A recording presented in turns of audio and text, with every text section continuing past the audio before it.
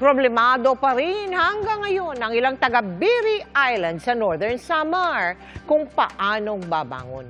Matapos padapain ng bagyong Enteng ang kanilang mga tirahan. Tinawid ng GMA Kapuso Foundation ang isla ng Biri upang doon naman maghatid ng tulong. Paraiso kung ituring ang Biri Island sa Northern Samar dahil sa angking nitong ganda. Pero dahil sa bagsik ng bagyong Enteng, ang ilang lugar doon,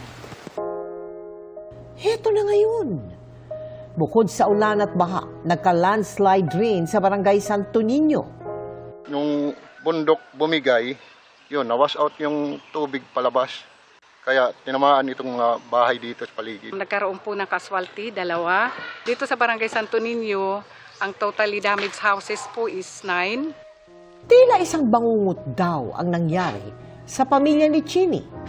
Kasama kasi sa na-wash out ang kanilang bahay at nadaganan pa siya ng malaking kahoy. Akala ko po kanapunan ko na po. Akala ko po hindi ko na po makikita yung pamilya ko. Hindi ko po alam yung gagawin ko noong mga oras na yun.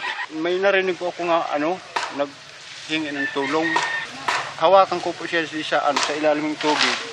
Ibinangon ko po ang niya para makahinga. Sa kabila ng unos, laking pasasalamat pa rin daw ni Chini at ligtas silang pamilya. Sa pagpapatuloy ng Operation Bayanihan ng GMA Kapuso Foundation sa Northern Samar, tinawid natin sakay ng bangka ang mga relief goods para maipamahagi sa mga nasalantang residente sa Biri Island. Maraming salamat po sa GMA Kapuso Foundation. Kahit napakalayo nito, inabot pa din ng inyong foundation. Nagbigay rin tayo ng relief goods at nagpakain ng lugaw sa bayan ng Lavezares. Mga kapuso, patuloy po sana tayong magbayanihan.